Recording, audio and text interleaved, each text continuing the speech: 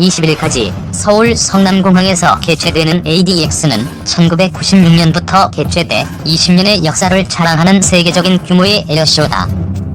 ADX가 이렇게 커진 가장 큰 이유는 우리나라가 세계 최상위권 무기 수입국, 특히 항공 무기체계 수입국이기 때문이다.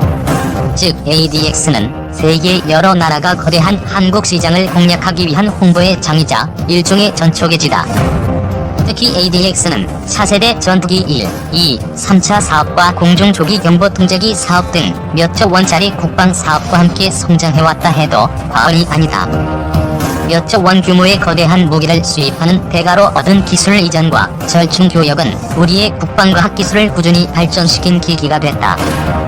그런 점에서 이번 ADX에서는 큰 변곡점을 차지할 것으로 기대되는 여러 소식이 들려왔다. 세계 수준에 도달하기 위해 많은 시행착오와 노력을 해온 한국의 방위산업이 이제 군의 요구 조건을 만족시키는 최신형 무기체계를 스스로 만들기 시작한 것이다. 사람들의 가장 큰 주목을 받은 것은 대한민국의 차세대 미디엄급 전투기 KF-X였다. 올해 최초로 1:1 사이즈의 실물 크기 모갑이 공개됐다. 조종석 내부와 이착륙용 랜딩 기어 등은 재현하지 못했지만 내년에 실제로 등장할 시제기의 크기와 형태를 짐작하는 데는 부족함이 없었다. KF-X의 모갑과 함께 주목할 만한 전시물은 한국 항공우주산업 실내 부스에 있는 PVI 시뮬레이터다. PVI 시뮬레이터는 본격적인 비행시험을 할 수 있는 시뮬레이터에 앞서 사용되는 장비다. 조종석의 계기판을 미리 설치해보고 조종사들이 편하게 조종을 할 수 있는지, 또 동작이나 행동에 거추장스러운 부분은 없는지를 검증해 지상에서 소프트웨어를 시험하는 데 이용된다. 카이는 지난 2018년부터 이 PVI를 실제 공군 조종사들의 운용 테스트를 거쳐 조종실의 계기판과 조종관의 배치를 확정하는 데 활용했다.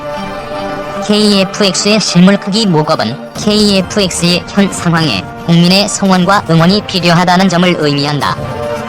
지난 칼럼에서 지적했듯 KF-X는 지금까지도 험난한 진행 과정을 개발진의 각고의 노력을 통해 극복했다. 하지만 시제기 제작 및 비행시험이라는 거대한 산을 마주한 것은 분명하다. 그러나 다행히도 KF-X의 미래 작전 능력을 높여줄 새로운 개발 계획이 이번 ADX 2019에서 선을 보였다. LIGN X1이 지금까지 정보가 많지 않은 국산 장거리 공대지 미사일의 실물 크기 모형을 공개한 것.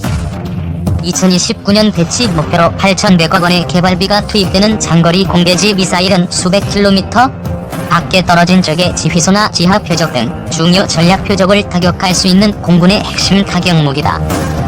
장거리 공대지 미사일은 멀리 떨어진 적을 안전한 곳에서 공격한다는 의미로 영어로는 스탠드 오프 미사일이라고 부르기도 한다. 현재 우리 공군은 F-42와 F-15K에서 세 종류의 스탠드오프 공대지 미사일을 운영하며 그중 주력 미사일은 F-15K에서 운영하는 독일 스웨덴산 KE-350 타우러스다. 신형 공대지 미사일은 탄도 중량과 사거리가 타우러스보다 약간 작고 짧을 뿐 정밀도와 스텔스 능력은 같거나 그 이상으로 미래에 우리 군의 전략적 타격 능력을 크게 키울 수 있는 아주 중요한 사업이다. 특히 장거리 공대지 미사일의 경우 그 크기를 콤팩트하게 만들어 KF-X 120F뿐만 아니라 60대의 FA-50에도 향후 탑재될 수 있게 했다. 추가 연구에 따라서는 베스트셀러 5세대 전투기인 F-35 라이트닝의 내부 무장창에 탑재될 잠재력도 있다. 현재 F-35의 내부 무장창에는 노르웨이 콩스버그사의 JSM 미사일과 터키 로켓산의 SOMJ 미사일이 스탠드오프 미사일로 장착을 준비 중인데, 이 중 터키의 경우 정치 상황이 복잡해 SOMJ 미사일이 실제로 제작될지 불투명한 상황이다. 국방과학기술연구소와 LIGN X1이 장거리 공대지 미사일의 성공을 바탕으로 F-35 내부 무장창용 미사일 개발에 성공한다면 국내 수요뿐 아니라 수출까지 크게 노릴 수 있는 기반이 만들어지는 셈이다. 마지막으로 주목할 미래 항공 무기체계는 대한항공이 제시한 커스-FC 스텔스 무인 정찰기이다.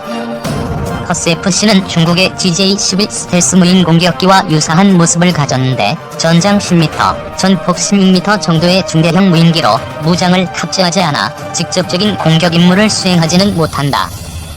다만 KF-X는 물론 스텔스 전투기라 불리는 F-35보다 레이더에 탐지될 확률이 더 낮을 것으로 예측되기 때문에 먼 곳에 잘 숨겨진 적의 중요 표적을 탐지하는 데 최적의 플랫폼이 될 전망이다. 커스-FC는 향후 기술 발전 상황에 따라 수입산 엔진을 사용하는 KF-X와 달리 국산 터보제트 엔진을 탑재할 가능성도 열려있다. 때문에 기체, 전자장비, 엔진까지 모두 국산으로 아우르는 최초의 비행 무기체계가 될 가능성이 크다.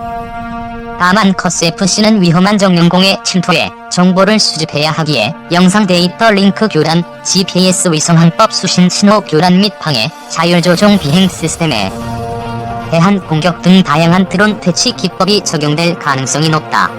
따라서 이를 해결할 방법을 마련하는 데는 개발 기간이 좀 더 필요해 보인다. 커스-FC는 향후 기술 발전 상황에 따라 수입산 엔진을 사용하는 KF-X와 달리 국산 터보제트 엔진을 탑재할 가능성도 열려있다.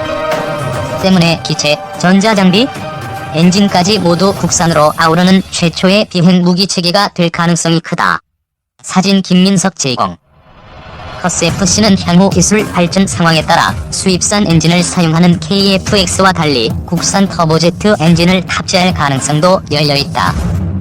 때문에 기체, 전자장비, 엔진까지 모두 국산으로 아우르는 최초의 비행 무기체계가 될 가능성이 크다. 사진 김민석 제공.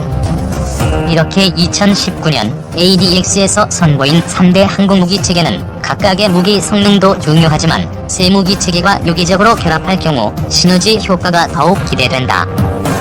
커스-FC가 정찰 장비를 탑재하고 스텔스 정찰 임무에 나선 다음 적이 이동식 미사일 발사대, 지휘부, 대규모 보급 부대 등적 깊숙한 곳의 동태를 실시간으로 파악하고 이상 징후 발생 시 한반도 상공에서 공중 초계를 하는 KF-X에게 표적 정보와 상황을 공유한다.